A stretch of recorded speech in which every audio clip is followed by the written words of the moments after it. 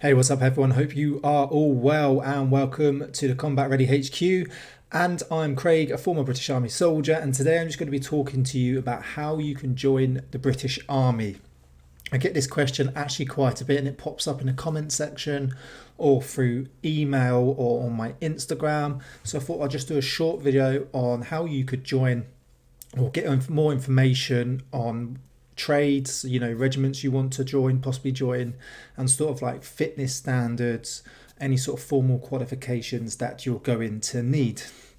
So to do this then, the first thing you're going to need to do is if you just go to Google or whatever sort of web browser you use, type in British Army and it's going to come up with sort of a list of pages. Here's the British Army's page here.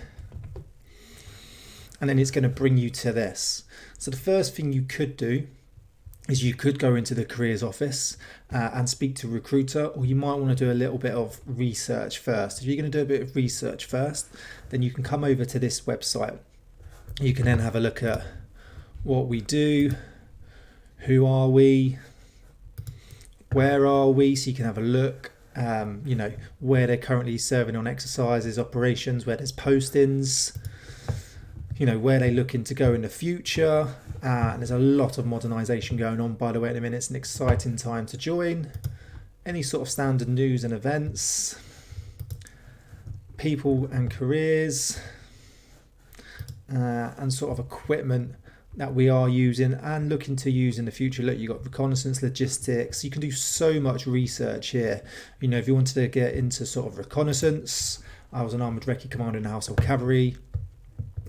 You've got jackals, you've got sort of like light roll recce, and then sort of you do have Spartan CVRT variants, but we are pretty much getting rid of all of them and moving to the Ajax, which the Household Cavalry have finally got. So you can have a look at them as well. So yeah, that's sort of how you can do all that. This website has literally everything you need. So we just type in British Army again, go to that, and then if you click on Explore Army Jobs, this then enables you to look at all the different sort of job roles and trades within the British Army. So are you looking at reserve or regular army? We'll go with regular army today. You click that. You can click talk to a recruiter or find a role. If you click talk to recruiter, type in your postcode. It's then going to come up with all the careers office in the local area, phone numbers and times. We're going to click find a role, and then here you'll be able to look at every role within the British Army. So I had someone yesterday who was asking about tank crewmen. So you can either type in here tank crew, or you can see it's just there on my page, but we'll type in tank crew, find out more straight away. You can see sort of the starting salary once you leave training, and then it gives you sort of basic information. So the minimum amount you earn during training is £18,687. That's when you go through, say, like Purbright or Harrogate. There's your pay after completing trades training. So that's phase 1 and phase 2. Here's your age requirements, and then as you can see here, it says there's no formal qualifications needed. And then if you follow it down, it goes through the responsibilities. Once again, if you have any questions, you can talk to people. And then here's more of the information once again. And then it's got the physical fitness assessment requirements that you need here. So to be a tank crewman, you need to get a minimum of 76 kilos on the mid-thigh pull, 3.1 meters on the medicine ball, and 8.06 on the beep test. So when you go through to selection, that's the fitness requirements you need to hit to become a tank crewman, or make it at least 2 training to then hopefully become a tank crewman. And then you've got even here all the different steps that you need to do for junior soldier and regular entry. So junior soldier's Harrogate, regular soldier would be going through, say, Purbright, and then step 2 would be heading down to Bovington for your phase 2. So if we went back again, let's go find a role. I don't know, let's just go, what if we just put in artillery, see what pops up. Here we go. So you got light gunner, ceremonial gunner, so King's Troop, And you've got artillery officer if you fancy becoming an officer and go through Royal Military Academy Sandhurst. Uncrewed aerial systems, so your UAVs, UAS is there, air defence gunner, armoured AS-90. This is what I wanted to look at, artillery surveillance observer. So this is the job that I did.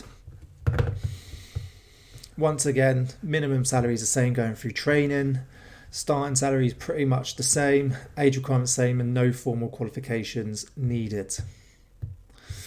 Go down a little bit more about the job role, and then here we go. So when it comes to the physical fitness test, it is actually different, and it's actually lower than tank crewman. So mid-thigh pulls 50 kilos, 2.7 meters on the medicine ball throw, and 6.6 on the beep test. And once again, here's more information on the steps, pay, what qualifications you could get after, and how you can apply. And you could literally just do that for all of them.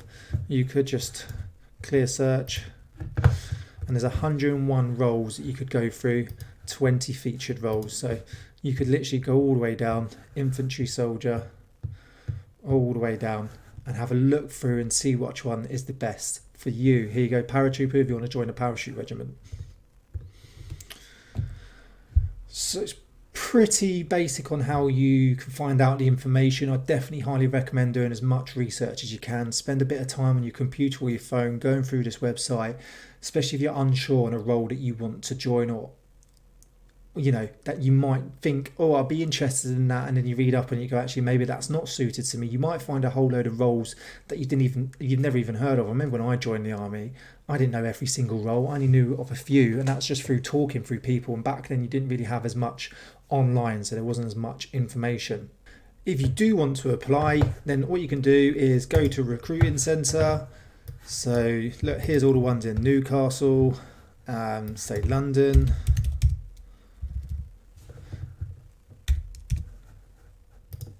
London, wherever you are, you can have a look. Sheffield, let's see if there's any in Sheffield. There we go. You can go and speak to a recruiter after you've done your research. I highly recommend going into a career centre and actually speaking to someone for sure. It's going to help the process, help you making a decision a lot easier.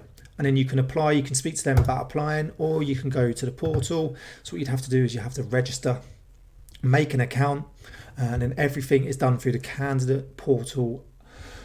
Here you can see once in, you will be able to apply, talk to your recruiter, and follow the progress of your application. So if you've got any interviews coming up, your sort of bar test, selection, how's your application processing, if they're sending you any information, I believe it is all done on the candidate portal. But as I said, highly recommend going to the British Army website and doing your research, finding out about all the different roles, reading through them, see which ones interest you, and then you can see what qualifications you need, what the minimum fitness requirements are, and then you can go away and you can prepare and train for that, ready for your selection, and then continue training, and then ready for your basic training and training. Like I said, it's got all the information on where the army are at the minute, so you can see what they're currently doing, what sort of equipment they're using, where they're looking to go in the future, and you'll see it as a very exciting time to actually be with it, serving within the bits of the information were the physical standards for whatever job role you're looking at doing. So today we're going to be talking about training and how I recommend best training to join the British Army. Back in the day, you pretty much just got told, go and do lots of running, make sure you're good at press ups, and you need to be able to do a few pull-ups. But they've now changed the assessment for joining, but also the standard basic personal fitness test within the British Army. So you don't really just want to be running anymore, you want to be doing some sort of strength training. I would recommend, if you can and you have the money to, join a gym to prepare yourself for selection and prepare yourself for basic training when you do finally pass and enter the army. But I understand not everyone has the money to join in the gym, so if you can't, you could get away with doing home workouts. What I'm going to give to you is a rough plan for myself. You want to sort of individualize it and personalize it and tailor it to yourself if you can.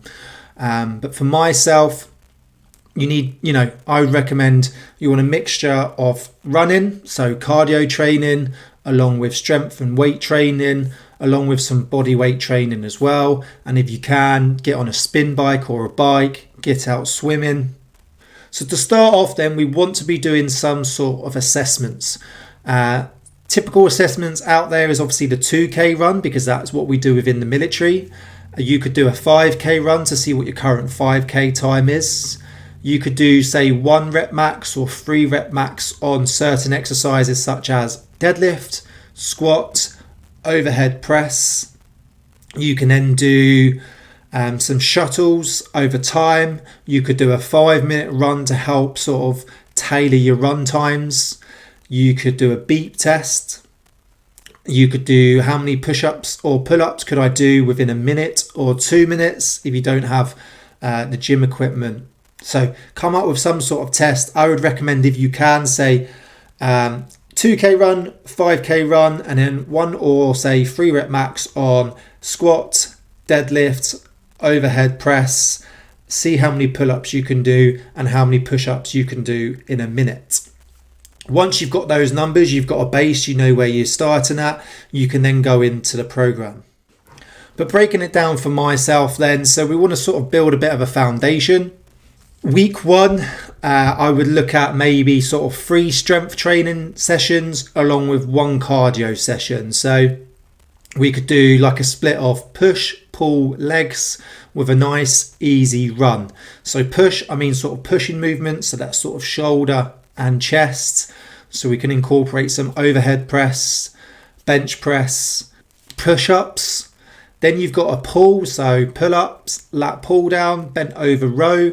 And then we're looking at legs, so some sort of squat movements, so whether that's back squat, front squat, goblet squat, and then a nice easy run. And when I mean easy, it is easy. You should be able to hold conversations all the way through that run.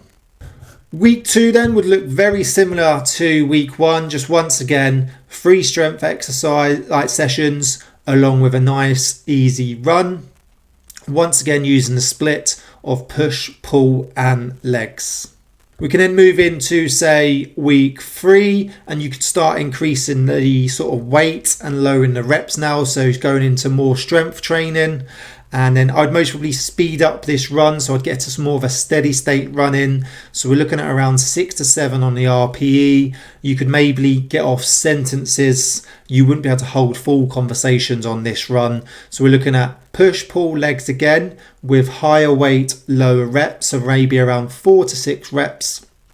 And then a more steady state run. So we're increasing the speed of the run, maybe lowering and shortening the distance to work on our cardiovascular system, or you could incorporate a swimming session. Week 4, you could maybe increase the amount of volume you do and distance you do on running and shorten the strength training if you can still only do 4 sessions a week. If you could do 5 sessions a week, you could maybe still do, say, an upper body session, a lower body session. Then you could get like a workout of the day in, like some sort of WOD or HIIT workout, a 30-minute HIIT workout, and then incorporate something like a 2K run with a nice easy run. So that's 5 sessions. Or if you can only do 4 sessions a week, you could do an upper body, lower body, you could do an easy run, and then say like a 2K best effort to see how you're feeling with that. Week 5, you could continue as you are if you feel like your body is able to, or you could add in a bit of recovery. So lower the volume that you're doing, or keep it as it is. So 1 or 2 cardio sessions that week, and then 2 to 3 sort of strength training. Once again, you could do a push, pull, leg split, or you could just do an upper body, lower body with 2 runs. And then week 6, I would add in a test week. You want to test quite regularly to see where you're currently at and make sure you're constantly improving, and whether you need to change the numbers on your lifts or on your runs. So once again, week 6 is the test that you did at the beginning, and then you've got your numbers, and then you're just going to repeat the process. Don't be afraid if your workouts look very similar. This whole, you've got to change the workouts every day, every week. You can't be doing the same workouts, the same exercises. You need to shock your body, confuse your body. No, you don't, okay? Just set a workout. If it's say weeks 1 to 5, do your workouts and then repeat. All you might be doing is just increasing maybe the reps, the weight, so you're constantly getting progressive overload. So it's very important that training is specified and individualized to you. If you can get a coach, then go and get a coach. But you want to prepare yourself for selection. Like I said, gone are the days of just going out running. Okay, you need to incorporate strength training, whether that's body weight or actual weightlifting if you can get in a gym or get equipment. And just prepare yourself correctly and properly for the selection process. So get out, get training, give yourself plenty of time. You know, if you can give yourself a good 6 months before selection, then that's great. If you've only got a few months, then you've got to work with that. But just give yourself enough time to prep for selection. Go on the British Army website, find out what the fitness standards are. Okay, and then get a good training program together. Like I said, whether that's one you write yourself or whether you get a coach. Send me some questions on Instagram if you want. Send me an email. Email's always in the description. I'm more than happy to answer your questions. But incorporate a good mixture of strength training and cardio sessions each week, depending on whether you can do 3, maybe 5 sessions.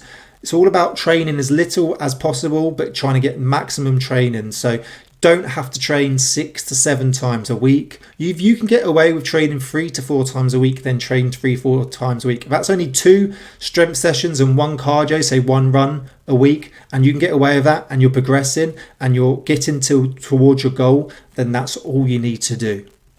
Hope you enjoyed the video. It's just a short little video in this little series to help you prepare for the army. I'm going to continue doing these. You'll see how I train soon. I'm going to incorporate my workouts into the channel and then we'll sort of just go from there. Any questions, send me a message on Instagram, send me an email, and we can sort of help you get to your goal of joining. I'm going to go a little bit more in depth to make it a lot easier for you joining the army. There's a lot of information out there and it can make it quite confusing.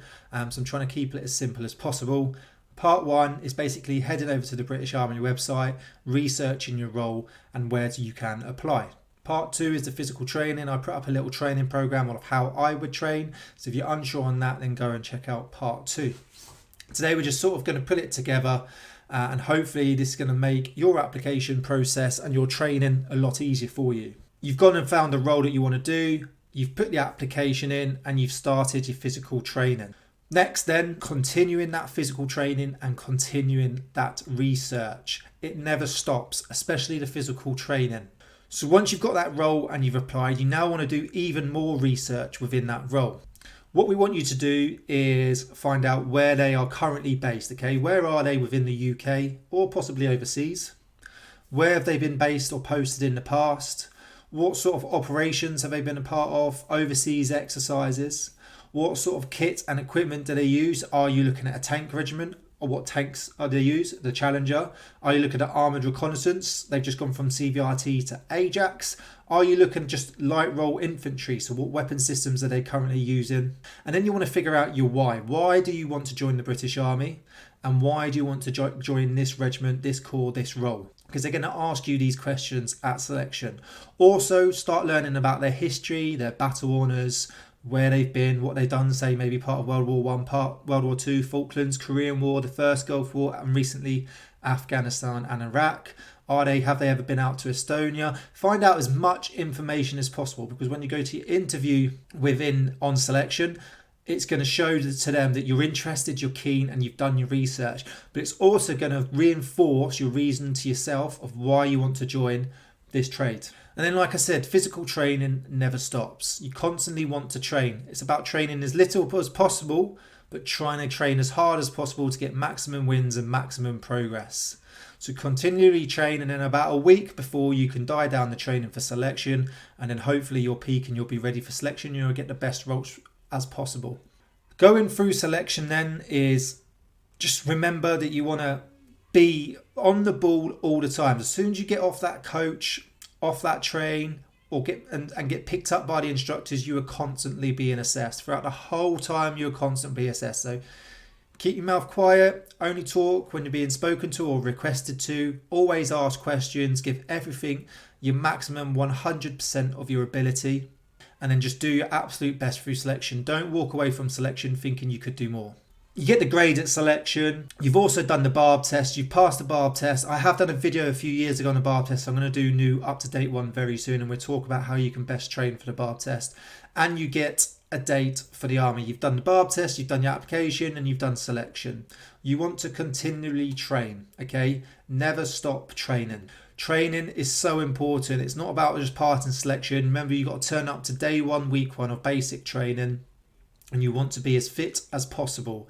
Being fit in the army makes your life so much easier, but you don't also want to be that person who's done really well on selection, and then you turn up day one, week one, they've got this expectation of you and you don't meet it, because they will have access to your reports from selection. Then also more preparation you want to do for when joining the army. So you've got your basic training date, is now going through the kit list. So you're continually training, you're continually doing research on the job role. Now you want to get the kit list. Do not miss anything off that kit list. If it tells you to bring it, make sure you bring it. And then there's a few extra things I'd most probably recommend bringing if you can, if they're not on the kit list. So one is go and get yourself a decent head torch. A really good head torch really makes a difference. It wants to have a red filter, and it needs to have white light as well. So you need red and white light. Next one is I would recommend bringing a little bit of cash if you can afford it.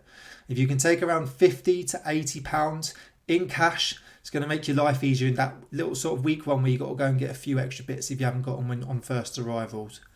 See if you can get your hands on some decent green bungees. Waterproof bags are essential, okay? Sort of dry bags that you can roll up and clip all your kit dry is highly essential. They most likely won't be on the kit list, but they will ask you to get them when you first start training.